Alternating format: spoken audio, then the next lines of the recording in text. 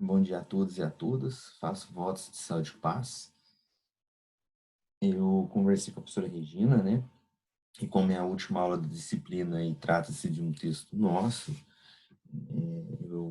nós, né, em comum acordo, decidimos que eu gravaria um vídeo para trazer algumas discussões referentes aí à questão da ludopolítica, enfim, né? Então, vou compartilhar uma apresentação com vocês, né? É o último dia, queria muito estar com todos e todas vocês, mas infelizmente, né? O dever me chama, né? Ossos do ofício, não sei se eu digo felizmente ou infelizmente. Infelizmente não estou aí, mas felizmente estou trabalhando, então acho que é uma coisa importante aí nesse momento. E eu estou indo para o Mato Grosso do Sul, estou gravando esse vídeo hoje, dia 17, 1h06 da manhã. Então, é um bom dia e espero que vocês possam aí,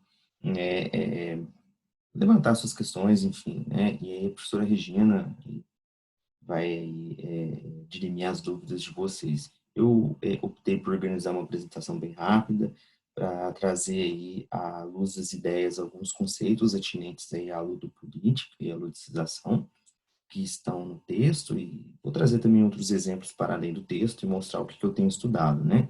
Quando eu participei do evento no início desse ano, eu tinha algumas leituras específico e agora eu tenho outras, né? Então, basicamente essa questão da ludopolítica que a professora Regina e eu nós construímos aí é algo aí concernente ao plano de trabalho do pós-doutorado, né? Eu estou gravando no Zoom, então não sei como que ficará a qualidade, mas qualquer coisa, vocês têm meu contato, então é só entrar aí em contato comigo, enfim, né, dúvidas que vocês tiverem. Então vamos lá. Eu coloquei ludopolítica, prática de judicialização, para não ficar tão, vamos dizer, tão crítico, porque o texto que eu estou produzindo junto com a professora Regina agora para um dossiê é a ditadura da ludicização, né? Eu vou aí pegar um pouco mais pesado no dia da apresentação, esse termo ditadura foi barrado, né, no evento da ABRE, que foi o Encontro Internacional sobre as Brinquedotecas, enfim, tive que acatar essa decisão por ter o meu texto, né, o nosso texto publicado aí pela Associação Brasileira de Brinquedotecas. Então, a primeira questão que eu sempre gosto de debater, né, é qual que é o objetivo do texto, dessa minha fala. Então, analisá-lo do política, o que é ludopolítica, o que se trata esse conceito, o que se trata que diz respeito às práticas de judicialização, né? Enfim, como que se dá esse processo, né? Então, veja, quando a professora Regina nós falamos da ludopolítica, a ludopolítica, eu vou trazer o conceito, mas enfim, em linhas gerais, eu vou tentar ser lacônico sem ser perfunctório. Em linhas gerais, trata-se aí de uma forma de política de tomada das nossas formas de expressividade em situações de comportamento lúdico. Então, são tomadas dessa nossa lúdico enquanto formas de expressividade, enquanto momento que nós temos aí de tempo livre para ou não ainda que ocorram questões do lúdico em situações de trabalho, mas em que a ideia do lúdico é esvaziada, né? Objetos externos, né, discursos são tomados como lúdico, né, sem ser realmente lúdico para a própria pessoa. Então, vamos dizer, um discurso, são discursos e práticas impositivas aí, cujo escopo, né, é justamente o quê? Controlar as nossas formas de liberdade de expressão em situações de comportamento lúdico, né? Então, e aí a ludopolítica tem, né, um conjunto de técnicas, né, para que ela se instaure, e esse conjunto de técnicas diz respeito às práticas de ludicização. Se faz presente nas empresas, nas mídias digitais, na educação escolar, dá para ampliar essas discussões, inclusive nos espaços públicos de lazer, nas brinquedotecas, só que por hora, né, para não expandir muito, professora Regina, nós decidimos trazer discussões no âmbito empresarial, que é onde seta-se esse, vamos dizer, fenômeno, vamos chamar dessa maneira, e se expande para as mídias digitais, e hoje nós sabemos que tudo que acontece nas empresas tem ido para a educação escolar, né? Inclusive, nós temos aí a BNCC que mostra especificamente isso, né? Então, o que nós vamos tratar aqui quando falamos de política? Como esses preceitos discursivos, práticos, baseados em modelos empresariais, né, pautados na meritocracia, no neoberrivorismo, nesses estudos da neurociência, que hoje tenta de todas as maneiras controlar as nossas formas de pensar e agir, as redes sociais e fora delas, a capitalização das emoções, inclusive o texto do Byung-Chul Han, Psicopolítica, ele tem um capítulo que ele vai falar especificamente do processo de capitalização das emoções e vou me basear especificamente nele, a questão do ranqueamento, da produtividade, enfim, do processo de aceleração, por isso que nós falamos que a gamificação é um processo rápido, né? E aí eu vou me basear num sociólogo alemão, o Hartmut Rosa, enfim, tudo isso sob o viés de uma suposta perspectiva lúdica, né? Então, vende-se para nós todo esse pacote, só que de forma velada, por uma questão que é lúdico. A gamificação é lúdica, os jogos de produtividade são lúdicos, as reuniões são lúdicas, então nasce esse processo de luta política. E ainda que não se use o termo lúdico, só o fato de usar esses jogos e esses jogos serem esvaziados e serem tudo menos o jogo, né, serem esvaziados aí de contexto, mas ser, como a professora Regina falou, um pretexto para que nós possamos aí nos autoexplorar. Então, tudo isso faz parte desse processo de luta política, né? Se vocês creio que algumas pessoas já devem ter lido aí alguns textos, né, de biopolítica lá com Michel Foucault e outros autores da época, depois o Agamben, enfim, e psicopolítica, né, em específico aí com o Byung-Chul Han e outros autores que também vêm discutindo aí na mesma esteira teórica. A luta política nós vamos dedicar especificamente a analisar as questões, né, embora elas sejam muito próximas da psicopolítica, talvez um fio da psicopolítica, enfim, mas nós vamos dedicar ir a fundo nesse fenômeno. É um termo que nós criamos especificamente para isso. Se vocês forem pesquisar, vocês vão achar questões de ludopolítica mais envolvidos na questão do game design, na disputa das empresas para ver quem que domina o mercado de games, né? Inclusive tem um autor, se eu não me engano, israelense, que vai trabalhar com esse conceito nesse sentido. Nós não. Nós vamos trabalhar com o conceito no sentido de política mesmo, de questão de governo, né? Então, nós vamos trazer essas discussões aí quando nós vamos trabalhar com a ludopolítica e as práticas de ludicização. Então, justificativo, por que nós estamos estudando isso, né? Então, quando eu comecei a estudar, depois do meu mestrado, que eu defendi com a professora Regina, eu comecei a estudar alguns autores que estavam discutindo gamificação na época, e achei um pouco estranho, né? Mas não dei muita atenção quando eu entro para fazer o doutorado. Num dos capítulos da minha tese eu dedico, e aí depois a qualificação ela meio não rechaça, mas fala que isso deveria ser guardado. Eu falo na época de ludificação, mas aí depois eu descubro que ludificação era muito próxima da gamificação, tanto que os franceses gostavam de usar esse termo, ludificação e não gamificação.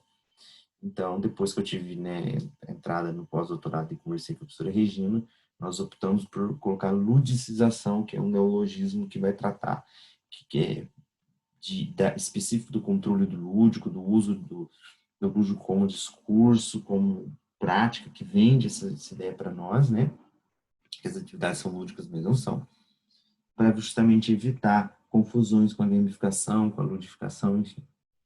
Então, nasceu naquele momento ali, assim, em 2017, 2016, 2017, essas discussões eu comecei a estudar a fundo e possibilidade né, discutir essas questões, dessa política sobre o lúdico, o comportamento lúdico, né?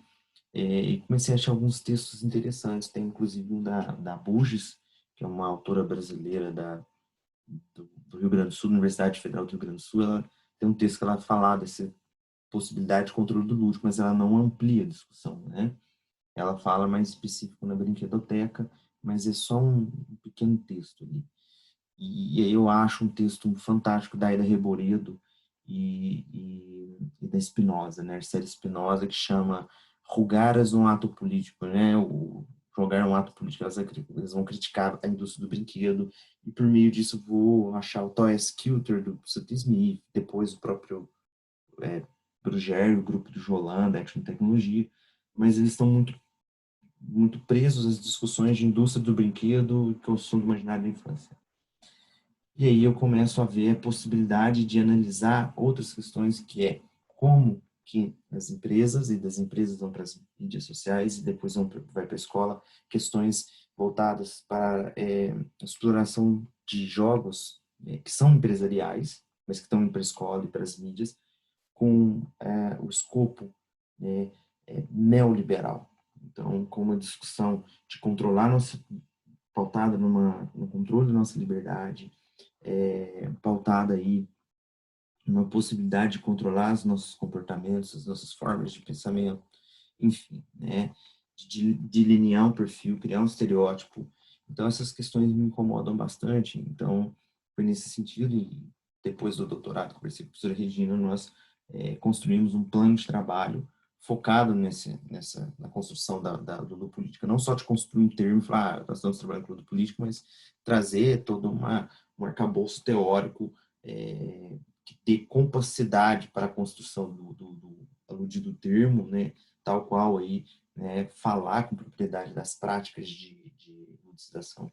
Então, por 3 anos tenho atuado na iniciativa, não vou falar iniciativa privada, mas empresas privadas, em que a questão da gamificação, as práticas de ludização são muito fortes. Então, eu compilei bastante material, então tem bastante coisa para analisar, e, enfim, me debrucei também nas redes sociais nesse, na virada do ano até o presente momento. Então, o próximo texto vai ficar mais completo que esse. Esse texto, na verdade, é só para trazer os conceitos aí.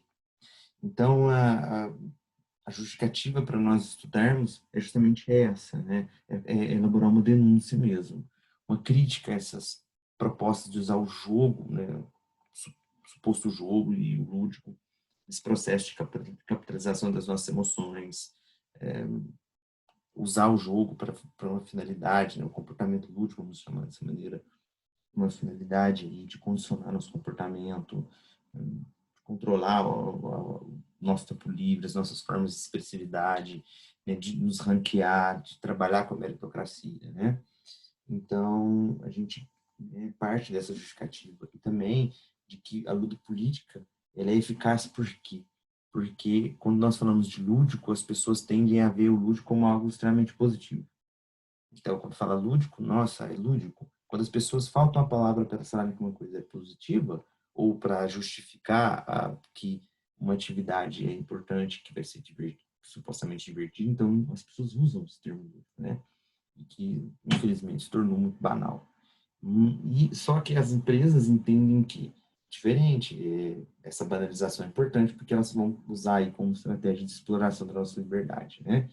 Então, as questões das emoções, as formas de comunicação, o próprio jogo, o lazer, tudo isso vai ser explorado, né? O lúdico vai ser um fio condutor para isso, né? Ele vai concatenar todas essas facetas mencionadas em jogo, emoções, comunicação, lazer, enfim, né? Tempo livre. Eu gosto sempre de mencionar uma sala que tem na empresa que eu estou, que é uma sala do tempo livre, sala da criatividade, mas as pessoas vão para lá, é igual a sala do livro nas empresas que eu trabalhei, as pessoas vão para lá e tem uma câmera para ver se elas estão realmente usando a criatividade delas. E muitas vezes usar a criatividade não fazer nada, vou pensar, mas isso não é aceito, né? Tem que fazer algo, né? Então isso é vigiado, né? Tem que fazer alguma coisa, enfim. Então, a própria ideia de, bom, não vou fazer nada para pensar, isso é rechaçado, né? Então, esses são os detalhes aí dessa dessa justificativa. Bom, então vou falar aqui em 3 momentos, né, que é a banalização do lúdico, ludicização e a ludopolítica, né. Vou passar rapidamente para essa questão da banalização do lúdico, até porque nós discutimos bastante no decorrer da disciplina, então eu acho importante trazer alguns pontos, né, de atenção quanto ao uso, conceito sobre lúdico, é o que eu tenho estudado há um bom tempo aí, e depois eu vou falar especificamente do cerne do texto, que é a ludicização do político. Então, quando trato lúdico primeiro, e aí eu acho isso fundamental, o lúdico não é nenhum tipo de adjetivo para objeto, discurso propagandístico ou pedagógico. Então, o lúdico ele não é algo que está fora da pessoa, né? Mas faz a partir da relação, faltou um restinho do texto aqui, a partir da relação da pessoa com um comportamento lúdico. Então, veja, o brinquedo é lúdico, uma elaboração culinária é lúdica. Um discurso propagandístico, por exemplo, a empresa tinha inclusive a introdução do texto, fala ludifique-se, né? Então tinha uma campanha lá que chamava Ludifique-se, que era a ideia de você jogar mais, enfim, mas esse jogar, depois eu vou contar esse caso para vocês nas práticas de administração, era um jogar fora do trabalho, mas que gerava dados para a empresa. Esse Ludifique estava atrelado à AVD, que é a avaliação de desempenho. Então, é uma coisa bem interessante que eu vivenciei, enfim. Então, o lúdico, ele não está fora da pessoa. Então, falar, existe uma pedagogia lúdica, mas essa pedagogia lúdica garante o lúdico? Então, quando eu falo de lúdico, o lúdico é uma forma de uma livre expressão da relação que ocorre na relação da pessoa, né, com um comportamento lúdico, né, no sentido dela querer estar, querer fazer esse comportamento lúdico, né. Então, o lúdico é aquilo que faz sentido, que afeta a pessoa, a ideia de afetividade, de Spinoza, do afetos, que é aquilo que me toca, que me mobiliza, que me desafia. Então, vejo o lúdico muito próximo das discussões da vivência do Vygotsky, mas não é sinônimo, né?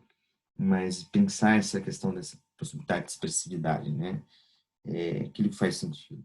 Eu gosto sempre de dar o exemplo do filme Lances Inocentes, né? O Josh, nesse filme, ele é um filme de 93, o Josh é uma criança que aprende a jogar xadrez observando as pessoas jogando na rua, em Nova York, na praça, e aí o pai compra pai arruma um tabuleiro que eles têm lá para jogar com ele, compra alguns livros, e ele estuda e aquilo faz sentido para ele, é lúdico jogar xadrez. E aí, num dado momento, ele, né, por conta da pressão do pai, que ele tinha que ser o melhor, que ele tinha que ser campeão, e do treinador, né, o Bruce Pandolfini, o jogo, né, de xadrez perde sentido para ele, deixa de ser lúdico. E aí o que acontece? Né? Ele não quer jogar mais. Então, esse é um exemplo. Como eu posso afirmar, o xadrez é lúdico, sendo que, por exemplo, para mim pode ser, para outra pessoa não. Para mim pode ser lúdico brincar de amarelinha, né, jogar amarelinha, para outra pessoa não. Então, o lúdico está atrelado a essa experiência singular, né, pessoal. Né? Então, não é uma questão externa. Eu gosto muito de uma frase, e eu uso bastante, do Gusdorff, George Gusdorff, em 67, quando ele vai falar do espírito dos jogos, um texto em francês belíssimo, no livro, né, Jogos e Esportes, organizado por Roger Caillois, texto do Jean Chateau, tem texto do Cazeneuve, enfim, ele reuniu grandes intelectuais na época que estudavam o jogo, e Gusdorff vai falar, né, que o lúdico não pode ser definido como algo fora da pessoa, exterior à pessoa. Então, o lúdico é algo interno, ou seja, da própria pessoa, na relação com algo, vamos dizer, externo, assim, mas ele vai deixar claro que não é questão, por exemplo, eu não posso falar assim que adjetivar um objeto, adjetivar um festival, uma elaboração culinária com lúdico. Ele parte da experiência da própria pessoa, né? Então, eu gosto também dessa fala do Sutton Smith nesse livro, The Folk Games of Children, um livro clássico. E ele vai falar: as práticas culturais de comportamentos lúdicos não são lúdicas por si mesmas, né? O lúdico vem da interação do sujeito com a experiência vivida. Então, o lúdico ele emerge sempre nessa relação do sujeito com uma das experiência de jogo, de brincadeira, experiência com brinquedo, com comportamentos lúdicos não estruturados, enfim, né? E aí eu gosto dessa fala também do Paulo Sérgio Emerick, num livro, texto que vocês leram, né, nesse livro da Dinâmica Lúdica, organizado por Gisele Schwartz, Ensinar a Aprender por Meio do Lúdico. Ele fala: o lúdico é um meio privilegiado de expressão. Então, esses aqui são os textos que a professora Regina e nós usamos, né, os livros clássicos aí, que trabalham cada qual com uma ideia de lúdico, mas que dá compacidade quando nós vamos construir a ideia do lúdico como um meio privilegiado de expressão, né? Chama atenção o livro do Eugen Fink, que é o Jogo como Símbolo do Mundo, que foi publicado inicialmente em 1960, e ele usa o termo Spielhaft, em alemão, para designar o lúdico, e Spielhaft, Ludic, né, o Jacques Riot, a Neil Lieberman usa Playfulness, a Corinne Hutt usa, por exemplo, Ludic Behavior, enfim, os autores, cada qual vai trazer sua terminologia para definir o lúdico na sua língua, mas sempre com a conotação dele ser uma possibilidade de expressividade, né? E aí, né, trazendo uma frase do Nicolas Kazantzakis, que inclusive está no texto, né? No trabalho você manda, mas quando estivermos brincando ou cantando, sou o meu próprio dono, quero ser livre, né? O livro clássico do Zorba Grego, que tem inclusive um filme que foi estrelado pelo Alan Bates e do Anthony King, fantástico esse filme. O livro é também um clássico. Eu gosto muito dessa fala, porque ele fala: quero ser livre quando eu estiver brincando, cantando, enfim, né? Sou o meu próprio dono. E aí o Benjamin fala: quando estamos jogando, somos, né, senhores de nós mesmos. Então, essa ideia é fundamental para nós pensarmos em lúdico, né? Então, em síntese, o lúdico é o quê? Uma experiência significativa da própria pessoa, que tão somente pode ser vivenciada e sentida por ela mesma, né? Pode ser externamente observável por meio de indícios, né? Então, nós, enquanto pesquisadores e professores, observamos alguns indícios. Inclusive, o Riemer van der Kooi tem um texto que ele vai falar os níveis lúdicos, né? Por meio de observação. E aí ele traz uma definição, traz esses níveis, e ele trabalha com a questão dos indícios, né? Que, inclusive, ele vai trazer isso um pouco antes ainda do texto clássico do Ginsberg, né, no final dos anos 80, né, que ele vai falar dos indícios, mas ele não vai entrar nessas questões históricas aí, né? Depois o Ginsberg vai trazer, né, melhor essas discussões, mas é possível observar o lúdico, né? Mas tem vários exemplos: Billy Elliot, aquele José 10 da Adidas, no vídeo que nós mostramos, a Gambito da Rainha, tem situação de lúdico no filme A Rainha de Catchway, que é um filme que também é uma história que ocorreu, né, da Fiona Mutesi, enfim, vários outros filmes aí, e, enfim, né, inclusive experiências que eu tenho vídeos das crianças enquanto eu tenho esse material compilado concernente ao meu doutorado, né, enquanto professor pesquisador, e aí tem esses indícios aí, né? Então, quando fechando essa questão do lúdico, a gente percebe então que o lúdico é uma forma de expressividade. Então, toda vez que ele for imposto, né, ele deixa de ser lúdico, né? Aí há tem alguns autores, tem um Maurício que fala assim, o Maurício Roberto fala: esse é o furto do lúdico. Quando você impõe o lúdico, a ludicidade para uma pessoa, você está aí, tudo isso menos lúdico, então você está furtando a possibilidade do lúdico da pessoa, porque o lúdico só ocorre se a pessoa tem liberdade, né? Então ele vai usar esse termo aí no livro dele. Então, dada essa primeira análise quanto ao termo, né, lúdico, né, e ludicização. Então, quando nós criamos a ludicização, é um neologismo utilizado, né, intencionando evitar aí, problemas semânticos com a gamificação e ludificação. Inclusive, até o termo gamificação e ludificação tem uma discussão da Maud de Bonifant, o Philippe Thibault, enfim, o Franz Marc, esses autores aí europeus que vêm discutir a Maudie Bonifant, ela é canadense, mas estuda na Europa, mas dessa linha de pensamento na Europa ali, que eles vão discutir que é gamificação, que é ludificação, enfim. Então, para não entrar nesses problemas semânticos, usamos a ludicização. E o que é ludicização ou práticas de ludicização? É o processo de trazer um objeto externo para a esfera do lúdico, entre mentes, tomando e determinando como lúdico, sem que esse objeto ou ação, discurso, necessariamente tenha relação direta ou mesmo seja realmente algo lúdico, né? Então, isso é importante nós pensarmos. Essa ludicização, é eu pegar, por exemplo, uma atividade gamificada, essa atividade é lúdica, vamos jogar porque ela é lúdica, enfim, e você traz isso para o discurso, né? Eu ouvi muito isso na empresa, muito nas formações com professores e muito quando acompanhei professores com alunos no ano de 2019, antes da pandemia, e recentemente que eu fiz as minhas viagens, tenho observado essas ações ainda presentes, né, no contexto escolarizado. Então, veja, esse termo também foi usado por esses autores, né, Manuel Savigny, Idessi Gouchot, Maudie Bonifant. Entretanto, cada um tem uma conotação diferente, né? Então, por exemplo, Maudie Bonifant uma vez usou ludicização, mas ela, Sebastian Genvo, para falar algo referente aí à gamificação, que é gamificar jogo. A De Silva trouxe muito próximo também dessa discussão.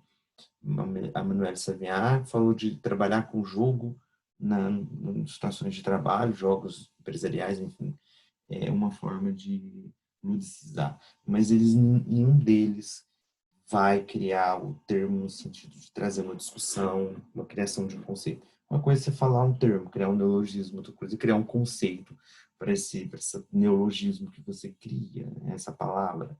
Então, isso é fundamental. E a professora Reginil, nós temos estudado bastante para autores que vão corroborar para nós alicerçarmos o conceito aí, né? Vamos dizer, deixar ele mais sólido. Então, assim, muitos autores, eles usam muitas vezes um conceito ou outro, mas eles nem colocam nota de rodapé para explicar. Usam uma frase só para definir e isso fica muito vago, né? Enfim. E aí, para nós, esse termo, né, esse vocábulo, ele, né, visa o que? Criticar formas, né, estratégias de controle do lúdico. Então, o que eu gosto de trazer uns exemplos, né? Então, veja, é um discurso propagandístico, a ludicização, muitas vezes motivacional, muito próximo dessa filosofia dessa positividade, né? E qual que é o escopo? Persuadir as pessoas, indicando para elas, né, que uma dada atividade, né, seja no trabalho, seja na escola, nas redes sociais, né, que isso é lúdico. Então, por exemplo, o ato de responder um quiz é lúdico. Vou fazer uma dinâmica em grupo, um exercício escolar, uma OED, é lúdico. Então, eu vi muito isso com o objeto educacional digital. Objeto educacional digital é lúdico. Esse livro é lúdico. Então, a gente sempre ouve a gamificação é lúdica, por isso que ela se justifica na escola. Então, a gente sempre ouve esses discursos e práticas, né? E as pessoas os alunos, os funcionários da empresa, são chamados hoje colaboradores, nas redes sociais, as pessoas compram essa ideia de que é lúdico, né? Então, o lúdico, em suma, ele se tornou uma estratégia de empresas, né, de game educadores. Então, hoje tem alguns game educadores, tem um muito conhecido aí que fica organizando vários livros e fala, né, seja um game educador, porque você vai ganhar dinheiro, porque é, você vai, enfim, ele não fala em nenhum momento o que a gamificação poderia contribuir com a educação, ou como que ela poderia corroborar com a formação dos professores, ele só fala isso. O discurso dele é um discurso totalmente pautado no ideário neoliberal. Então, hoje nós temos, né, os coaches, né, coaches do lúdico, que usam as redes sociais para ficar fazendo canvas e vídeos e lives para se autopromover, e as pessoas nem estudam, elas ficam jogando frases de efeito, enfim, isso é tudo um processo aí de ludicização, de aí coloca um Canva lá, a pessoa olha, esses são os livros clássicos de cultura lúdica, tal. De repente, no final tem um link, a pessoa clica, vê um vídeo, aí faz um jogo, enfim. É tudo um processo de ludicização lá, nem o jogo né? Responde o formulário no Forms, o PPT, né? Engraçado que pessoas que fazem isso, muitas delas são vinculadas à universidade fazendo mestrado, doutorado. Isso me assusta um pouco, né? Universidade pública ainda. E temos aí youtubers hoje, inclusive vou dividir a mesa, não sei se eu falo que é um desprazer ou não, mas eu acho que vai ser um desprazer, em novembro. Eu vou dividir uma mesa com uma pessoa que é youtuber de jogo e podcaster do lúdico. Então, falo isso porque já tenho um desafeto e, enfim, num evento que eu vou participar, não vou trazer mais detalhes por questões éticas, mas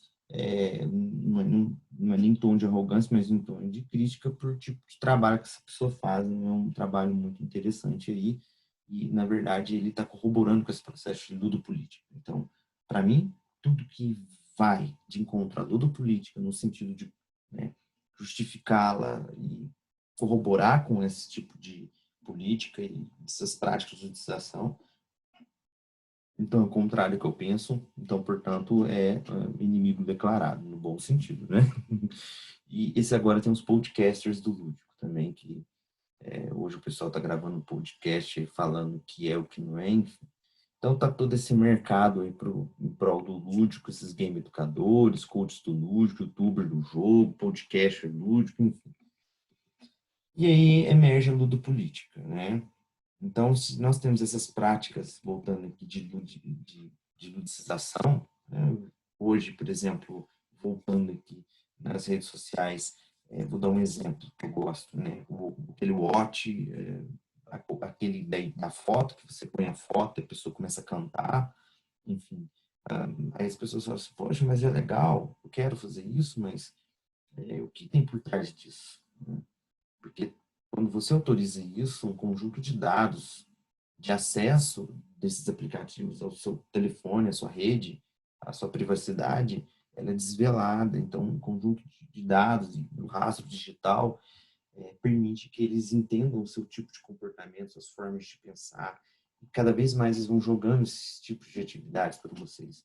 Então, por exemplo, eu fiz um do Zodíaco lá, que era, eu gosto sempre de falar isso, que era a questão do zodíaco, de horóscopo. No final das contas, eu fiquei uma semana recebendo mapa astral, tarô, sugestão aí de conversar com uma vidente, clarividente, vidente, enfim, né? Estilo Mandiná, vamos dizer assim. Isso me incomodou. O mesmo acontece quando, por exemplo, eu entrei num lá que era o que você gosta, né? Aí a pessoa joga também, a pessoa para responder, aí a pessoa está interessada na sua personalidade, ela vai lá para jogar e fala, poxa, deixa eu ver, né, o que o Rogério gosta. Aí uma dessas, são três coisas que ela gosta, uma ela não gosta. Ela clica lá, o que ela não gosta, mas para você fazer isso, você tem que entrar no jogo, você tem que aceitar, você tem que, enfim, né? É todo um processo para você poder jogar. Então, você tem que aderir ao aplicativo. Ele tem acesso aos outros aplicativos, ao seu celular, microfone, enfim, tem acesso à localização do seu celular, enfim, tem acesso a tudo isso, né? Então, é bem interessante, inclusive foi tema da aula passada, no grupo que eu estava, eu mencionei algumas questões desse tipo. E tem os quiz também, né? Enfim, que tenta desvelar um pouco aí do nosso ser aí, alguns quiz que eu respondi aí, para falar que tipo de escritor eu sou, né? Ah, eu sou escritor tal. Aí, de repente, você faz de novo, põe as mesmas coisas, aí vai outro escritor, enfim, né? Que tem os aplicativos aí na empresa, nós éramos obrigados a conhecer esses aplicativos a fundo, então eu sei bem como eles, Quizor, Kahoot, Mentimeter, como eles funcionam aí, né? Tem uma reserve, enfim. E aí, né, essas práticas de utilização, elas respondem ao quê? A ludopolítica. Então, o que é ludopolítica? Quando nós tratamos de ludopolítica, nós estamos falando o quê? De uma política de controle das nossas práticas de divertimento, de tempo livre, da nossa expressividade. Então, a tomada e o gerenciamento do nosso tempo, espaço, seria dedicado, por exemplo, ao lúdico, né? Então, capitalizar mesmo o nosso divertimento, direcionar a nossa liberdade, né, para práticas de desempenho. Então, por exemplo, eu fechei meu horário agora às 18 horas, vou ler o livro, vou tomar conta da minha vida, vamos dizer assim, vou envolver com uma situação de jogo, enfim, né, mas a tomada de decisão minha, e aí, por exemplo, emerge lá que eu tenho que participar na empresa, né, de hoje eles chamam o termo cumbuca, né, uma cumbuca, que vai ser uma reunião lúdica para discutir um livro, que é um livro escrito por um coach, de fora do horário, mas não conta com o horário e ocorre toda semana. Aí você tem que ler esse texto, que muitas vezes as pessoas não querem ler, mas quem organiza a cumbuca normalmente é um gerente, é um chefe, então as pessoas querem se envolver nisso por conta disso, então tem toda uma vigilância, tem toda uma imposição velada. Aí a pessoa tem que ler o capítulo, muitas dessas pessoas conseguem ler no final de semana, no sábado e domingo, se matam para ler, já estão exauridas da alta carga de trabalho, na empresa privada, enfim, empresa pública também está do mesmo jeito, e aí depois elas vão fazer o quê? Elas vão participar um pouco fora do horário e não conta hora extra, enfim. Então, isso é um exemplo aí, né, dessa cumbuca que é chamada também de reunião lúdica, né, para discutir o texto, dinâmica, aí tem que tirar a foto lá do café que toma, meu Deus do céu, eu participei de uma, é um terror. O bom é que eu consegui produzir dado com isso, né? E é sempre meritocrático, porque ali a cumbuca está atrelada à VD. A VD, pressão de desempenho, é meritocrática. Então, participou em Cumbuca, que é reunião lúdica, participou de reunião lá do chapéu, tem as dinâmicas do chapéu, são cada chapéu uma cor. Então, por exemplo, eu tô num grupo, o professor Luciano trabalha comigo, o professor Luciano é mercadante, né? Vou pegar ele como exemplo. Aí ele fala assim: Rogério, o chapéu azul, que é as coisas boas do time, o que você fala? Chapéu isso, aí vai falando chapéu, aí chega um chapéu preto, que é os pontos negativos do grupo, especificamente de uma pessoa, aí faz as pessoas disputarem, aí tem toda uma discussão, enfim. E aí a ideia é vendida como lúdico, essa reunião do chapéu. Porque aí ela é atrapalhada como uma forma de jogo. Roda o chapéu, você bate lá, sai um chapéu como se fosse uma roleta. Como se fosse para quem você tira o chapéu lá. Mas uma situação de jogo, porque tem a roleta, situação de jogo, né?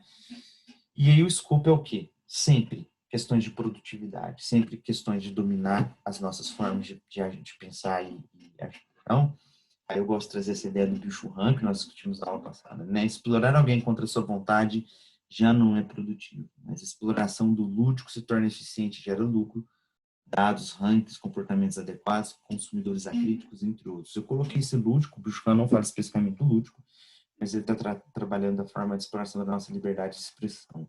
Para mim, lúdico é isso, né? Liberdade de expressão em situações de comportamento lúdico. E aí, sempre é gerar lucro, é ser mais eficiente, enfim, todo esse processo aí. Aqui é uma situação um pouco delicada que aconteceu, está no texto. No texto tem dois cenários que a professora Regina nós vamos mencionar. Um é sobre a qualidade de vida e formação de professores, o outro concerne uma situação do jogo da velha lá, gamificado. Enfim, que depois teve também uma dinâmica concatenada falando dos tipos de animais, a personalidade, se é águia, se é tubarão, enfim, né? E tem um cenário 3 nesse novo texto, que eu estou trabalhando com ele aí, que vai sair nesse dossiê no começo de outubro, até dia 5 de outubro sai, e vou compartilhar com todos vocês, esse novo texto da professora Regina Meu sobre ludopolítica e sim ditadura da ludicização. E nesse cenário 3 eu vou trazer especificamente as questões das redes sociais e o cenário 4 uma situação de gamificação que aconteceu na escola. Então, são 4 cenários, né? Vou retomar essa gamificação na formação de professores, vou trabalhar com que aconteceu na empresa que eu vivenciei, o outro que foi explorando as redes sociais, então vou criticar o Blá, o Watch, todos essas, aplicativos, enfim, essas plataformas que tomam o nosso tempo e definem que tipo de consumidores nós somos. E o cenário 4 é uma situação que aconteceu de gamificação na escola e aí foi bem interessante, porque vai de encontro às discussões que nós tivemos na aula passada, que não houve reflexão, só o fato de trabalhar atividade gamificada, o escopo era, vamos engajar os alunos, mas não teve nenhum tipo de reflexão, nenhum tipo de problematização quanto ao conteúdo, porque a ideia era, vamos trabalhar a gamificação, porque essa gamificação responde à mobilidade da base. Então, eles achavam que só trabalhar a gamificação e dar bonificação e algo que a gente tem também no campo da gamificação em muitas práticas de estação bom, se você é produtivo, você tem acerta, você atinge a meta, você tem uma bonificação. Caso contrário, você não tem bonificação, você deixa de ganhar. Essa é a fala, né? E isso se fez muito presente. Então, os alunos se envolveram mais nessa atividade para ganhar pontos e aparecer no ranking do que refletir sobre o que eles estavam fazendo. O conteúdo ficou de lado e depois o professor ficou falando que isso desenvolveu habilidade e tal. Né? Como se só essa atividade desenvolvesse habilidade e como que seria transpor essa habilidade para outros contextos. Enfim, isso não foi discutido.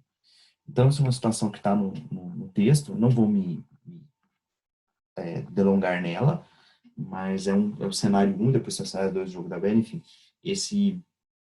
Essa me chamou muita atenção. Eu vi, eu achei que isso não acontecia assim, então, de forma tão descarada, né? A pessoa que estava lá na formação, os dados, enfim, vou só trazer dessa maneira.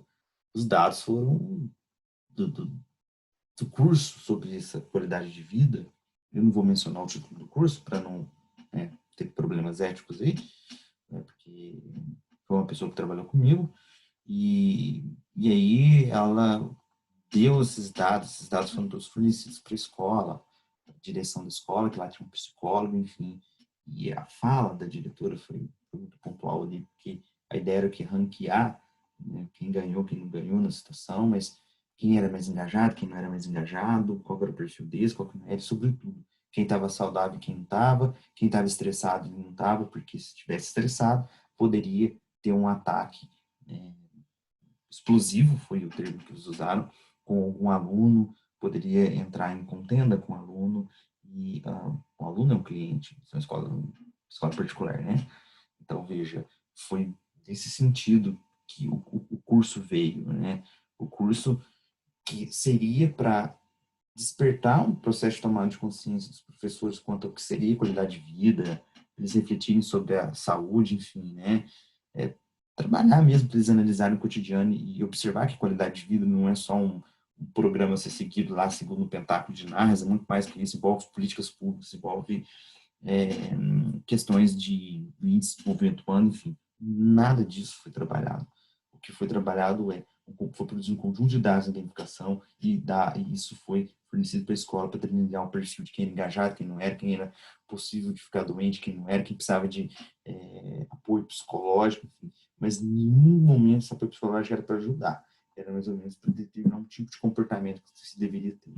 Então, foi uma coisa que me assustou um pouco. Parecia a empresa que eu trabalhava naquela escola ali, né? Com os professores, enfim. Né?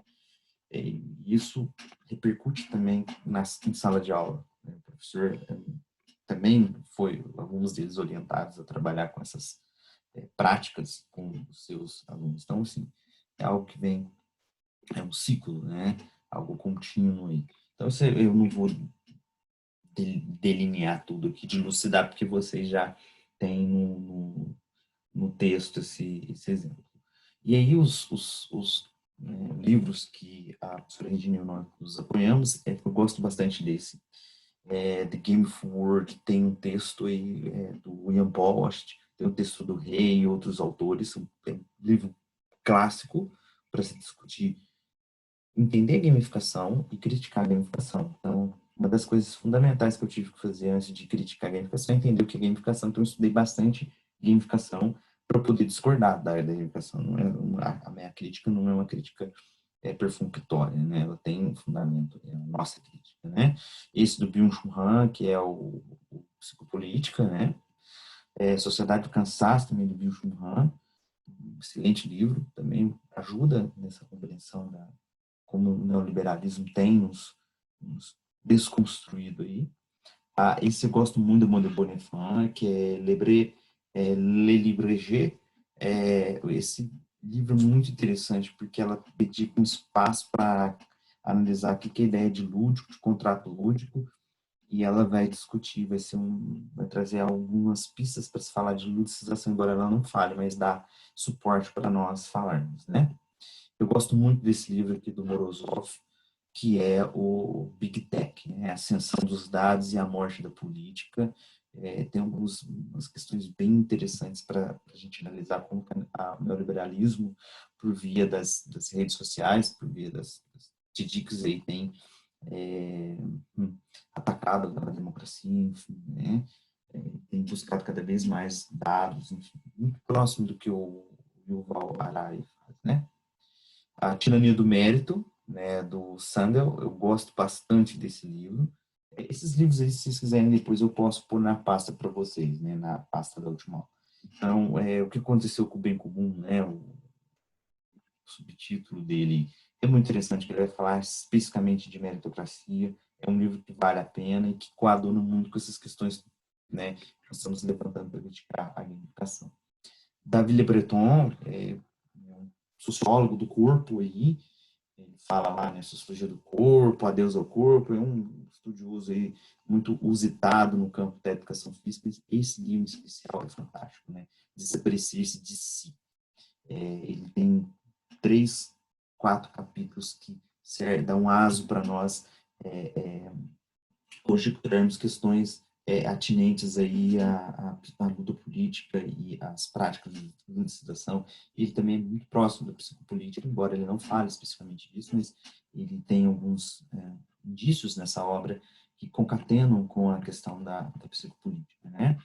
Big Other, né? O Big Other da Zuboff, né? É um texto muito bom, inclusive está no nosso artigo, né, nesse capítulo de livro que eu escrevi com a professora Regina, e aí ele vai trazer ela, no caso, né, vai trazer algumas discussões interessantes aí, referente a essa questão desse neoliberalismo. Então ela fala do capitalismo, dos processos de vigilância, dos processos, né, muito próximos das discussões Foucaultianas aí, mas ela vai trazer umas questões interessantes que dão suporte para nós discutirmos essa questão da ludicização nas redes sociais, né? E esse livro eu gosto muito, o Edgar Cabañas é um espanhol, a Iva, né? Ela é israelense. Esse livro também é muito bom, a Rapicracia, né? Eles dois vão criticar muito essa positividade tóxica. Então, hoje nós temos que ser positivos acima de tudo. Aconteceu isso, tem que ser positivo, enfim.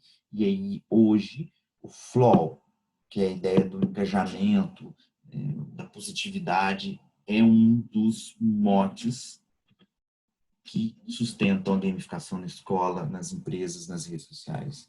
E hoje a ludicização ela está também vinculada, né, com as práticas de ludicização vinculadas a essa questão da repicracia, né, que são tentativas aí de vender uma positividade para nós, e isso é uma positividade tóxica. E as práticas de ludicização também são tóxicas, né, na nossa visão.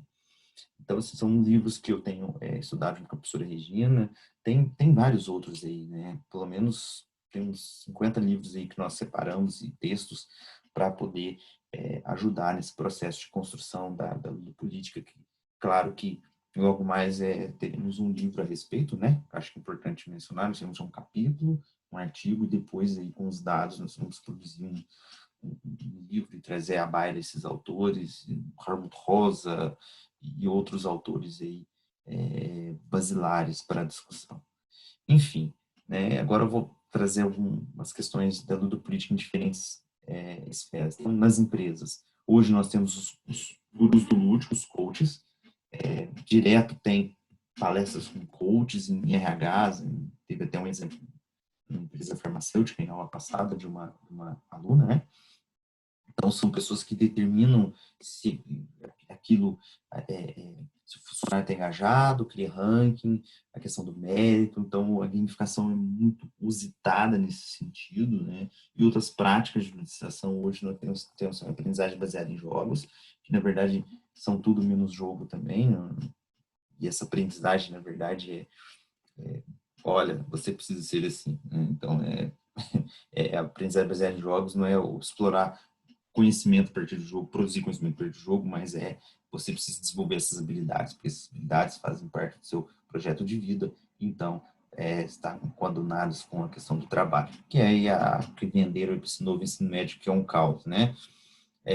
O divertimento com vigilância, que é essa questão da cumbuca. Eu também tive uma experiência eu não posso falar o nome do produto, mas era toda vez terminava o trabalho, 6, 7 da noite, tinha que entrar 30 minutos para poder participar de um programa que eles inventaram e que é próximo do Harry Potter aí, próximo Harry Potter, que é um termo, mas não tinha nada a ver com Harry Potter, viu? E nós tínhamos que ficar produzindo o tempo todo, então você estava exaurido do trabalho, já não aguentava mais, queria assistir um filme cult, ler um livro, tinha que entrar lá e postar uma foto lá que estava tomando café, ou uma foto da minha mesa, com um livro mostrando que estava trabalhando, com o símbolo da empresa, tinha que responder um quiz, né? Enfim. E aí, esse suposto divertimento não era divertimento, nada, porque toda vez que você entrava para postar alguma coisa na planilha de Excel, etc., você era vigiado, porque essa planilha mostrava os logons. Quando você entrava, tinha porcentagem de logons de cada um dos colaboradores, né? Essa reunião lúdica que eu já mencionei, essa dinâmica do chapéu, a tal da comunicação não violenta, e outras práticas mais aí, né? Que eram muito mais do que fomentar um trabalho em equipe, e as pessoas pensarem juntas em questões do trabalho, e inclusive questões em prol de uma melhoria no trabalho.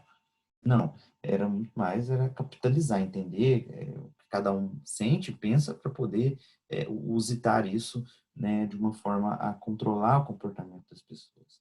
E esses jogos comportamentais, que isso também me aborrecia muito, tem um exemplo do jogo da velha, e delinear perfil, tem um outro lá que fizeram um círculo no chão para saber que tipo, se você é mais autoritário, se você é mais paternalista, enfim, né? E é engraçado porque esse tipo de situação é o que o RH faz hoje nos processos seletivos, né? Jogos de produtividade é o que mais tinha. Ranqueamento, meritocracias, bonificações, e esses jogos de produtividade, às vezes você falava assim, não, não quero jogar, não quero me envolver nesse momento. O outro cobrava, falava assim, mas eu estou me envolvendo nessa atividade, você também tem. Então, você também tem que ser uma imposição. Isso deixa de ser lúdico. Então, veja, nenhum dessas, pelo menos para mim e para muita gente que eu conversei, isso não era lúdico, né? Mas são práticas de ludização, o bojo da ludopolítica. A ludização nas mídias sociais está tomada do nosso tempo livre, então você vai responder um quiz, você se envolve num quiz, aí para você responder, para você receber lá o que você respondeu, você tem que colocar seu e-mail, aí você tem que liberar isso para usar o seu Facebook, as suas fotos, né? Você tem que publicar na linha do Facebook, então isso vai tomando tempo, né? Tem o processo do Big Data, né? Delineia um tipo de comportamento, perfil do consumidor, então isso também gera lucros para as empresas, então quanto mais acesso, mais coisas nós vamos usando, isso vai gerando lucro. Dilema das redes é um exemplo muito interessante para nós termos uma noção. Tem um outro que chama Rede de Ódio, é um filme que eu gosto bastante, porque também vai mostrar o quanto essas práticas de ludização também elas fazem o contrário, que é como que você também usa para criar redes de ódio. Então, nosso sistema político atual aí, não vou dizer sistema político, peço perdão, mas a, a pessoa que está na presidência, eu me recuso a dizer o nome dela, né? É, essa pessoa usou uma rede de ódio para poder se eleger, né? Então, enfim, são exemplos aí, né? E o Big Data mostrava o tipo de comportamento das pessoas, eles buscavam perfis, criavam perfis falsos, e a elitização também se faz presente nesses processos. Então, tem uma situação desse rede de ódio que o rapaz, ele está jogando videogame com o outro, ele está na casa dele, num lugar, o outro está lá, e ele por meio do videogame, no avatar dele encontrando com o outro, ele consegue persuadir essa pessoa que ele tinha que matar outras pessoas. Então, enfim, como que também esses jogos que deveriam ser para as pessoas se divertirem, ter um momento lúdico, também se tornam formas de armas, né? Então, esse é um exemplo aí também de uso político, de persuadir as pessoas a fazerem outras coisas, né? É um exemplo um pouco mais sério, mas acontece. É, tomada dos dados, né? Então, enfim, tomada das nossas fotos, perda da nossa liberdade, né? Os processos de internalização, eu gosto muito de trazer o exemplo do horóscopo, porque aí mostra lá, você, o seu mapa, vou dizer o mapa astral, porque há pessoas que acreditam nisso, e é um direito delas acreditarem, mas elas jogam e aí sai um perfil. Por exemplo, olha, o seu perfil é de águia, né? Aí a pessoa internaliza isso como se isso fosse o perfil dela. Ou, seu perfil é esse animal. Então, você é assim. Você precisa disso para melhorar. Você está no nível intermediário. As pessoas vão internalizando isso. Vão adotando esses comportamentos assim que ela... E a gente acha que não. Fala assim, eu jogo assim, mas isso não tem nada a ver. Eu, joguei ali, meu horóscopo falou da compatibilidade com outras pessoas, mas para mim isso não tem nada a ver, tal, mas e para outras pessoas? A gente acha que não, mas no levantamento dos estudos que eu estou analisando, pelo menos 80% das pessoas acreditam naquilo que as questões, essas práticas de jogo, lá, watch, tudo que acontece na internet dá uma resposta, muitas pessoas internalizam isso como algo pertencente à personalidade delas. Não é todo mundo que tem uma consciência transitiva crítica para olhar e falar, não, isso não tem nada a ver comigo. 80% é muito alto, né? E o processo de neurociência, que hoje eles estão captando as nossas formas, as imagens que vão circular na internet, as formas de informação, a velocidade, enfim. Isso que foi também mencionado no aquele dilema da rede, né? Dilema da rede.